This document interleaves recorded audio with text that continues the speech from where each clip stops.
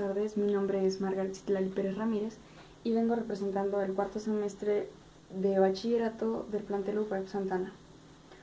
Bueno, hablaré o haré un análisis literario sobre la obra La ladrona de libros, así como una comparación de las 3 obras leídas en el semestre, que son Los Juegos de Ender, Asesinato en el Orient Express y La ladrona de libros. Bueno, empezaré por hablar sobre el autor Marcus Zusak, autor de La ladrona de libros. Este autor es un autor australiano, nacido en Sydney, Australia. Cuando era niño, él escuchaba historias sobre el bombardeo en Múnich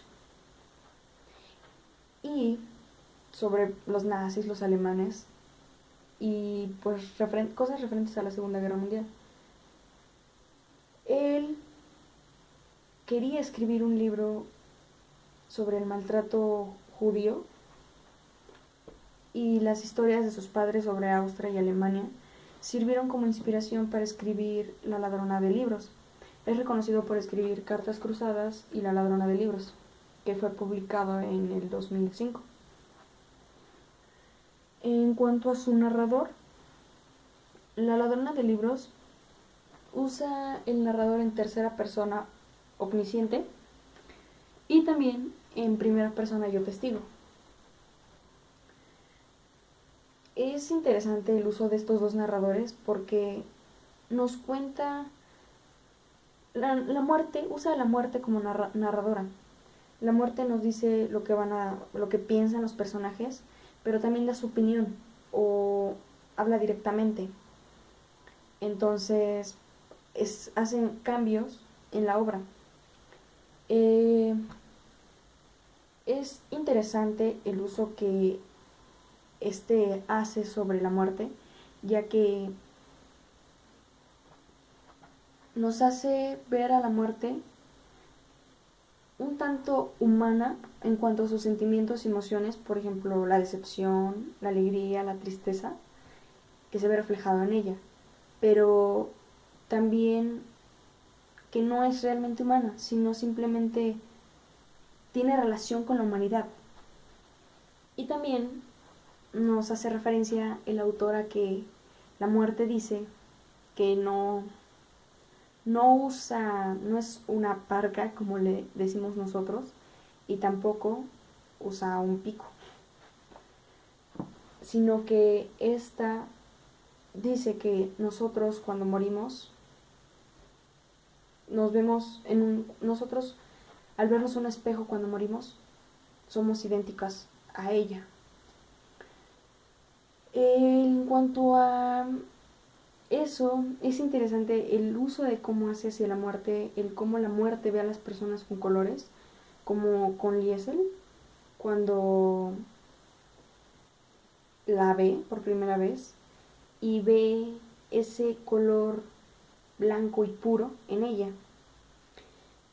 Ella se sorprende por la etapa en la que están pasando, que es la Segunda Guerra Mundial, y pues que es muy valiente, y a pesar de las circunstancias que estaba viviendo, como el entierro de su hermano pequeño Werner, y la separación de su madre, es eso lo que a ella le sorprende. En cuanto al personaje de Liesel Miminger, que es la ladrona de libros, es una niña pura, de un corazón noble, y bueno, le gustaban o le encontró un sentido a los libros desde el primer libro, que fue Manual para Sepultero, el cual encontró cuando fue al entierro de su hermano Werner. Para ella significaba la separación de su madre, la última vez que la vio, que fue en 1939, y la muerte de su hermano. Así era un libro amargo y algo doloroso que representaba en su vida de ella, pero también representó algo bueno, como el cambio que ella tuvo en su persona. en cuanto a ser una niña analfabeta a alfabetizada. Esto también representaba esa unión que tuvo con Hans, su padre adoptivo, ya que este le enseñó a leer.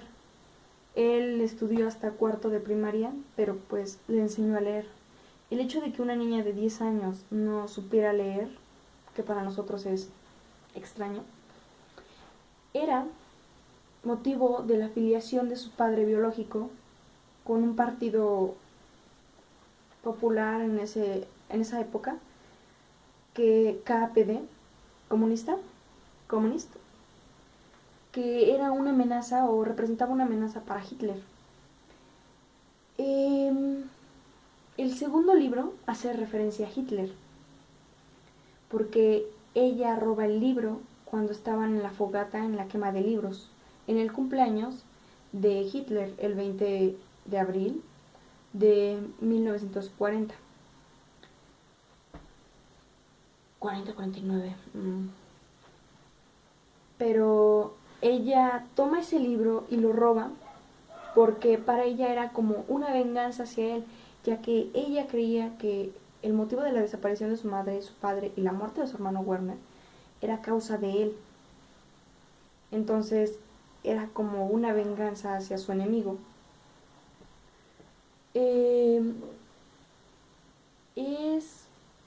Hay cosas como el título de la obra, La ladrona de libros, el cual pues nos muestra el contenido o de qué hablará el libro, porque obviamente al escuchar el título La ladrona de libros, pues vamos a entender que el título habla sobre una niña que robaba libros, pero sin embargo no sabíamos el motivo.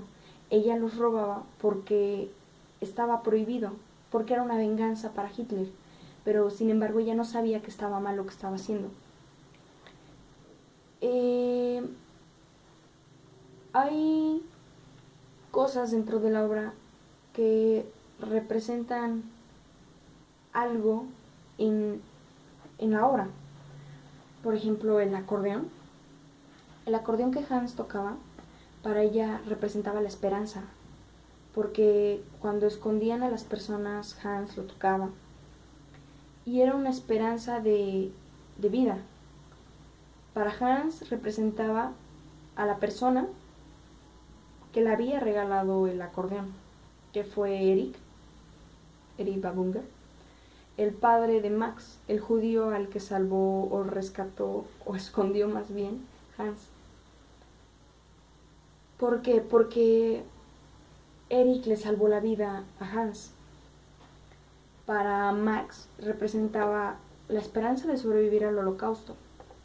Y para Rosa, que era la madre adoptiva de Liesel, la cual Liesel no estaba tan segura de los sentimientos de Rosa hacia ella, pero realmente la quería. Para ella representaba cuando Hans fue reclutado para irse a la guerra por haberle dado de comer a un judío. Y lo azotaron junto con el judío y por eso lo llamaron, lo reclutaron. Para ella representaba el acordeón a Hans. Y cada que Liesel veía que ella abrazaba el acordeón y se sentaba o simplemente agarraba el acordeón y lo abrazaba, ella se daba cuenta que de verdad quería a Hans. Rudy es muy diferente a Liesel. Liesel es tranquila y Rudy es un chico al que le gustan romper las reglas. En cuanto a eso, El hombre que silbaba fue la obra que representó la amistad entre Liesel y... no, fue el libro que le dio, el libro que le dio Ilsa a Liesel. Para ella, bueno, es que Ilsa era muy distinta a Liesel, no concordaban mucho, pero Ilsa se logró ver como una gran amiga con Liesel. La amistad de Rudy y Liesel queda marcada y Liesel estaba confundida porque Rudy estaba enamorado de Liesel, o al menos eso es lo que se percata en la obra. Pero Liesel no lo acepta muy fácil.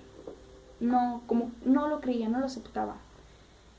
Rudy le pide un beso, pero ella se lo negaba, y el último beso que ella le da fue en su tumba. Hay una frase que también el autor comparte, que es: él no le pidió más sus labios, no le pidió más un beso, y se fue a la tumba sin probar de ellos. Para Liesel eso fue un momento muy triste, porque pues lo quería y se encariñaron. Y lo que más me gusta de la obra es el hecho de que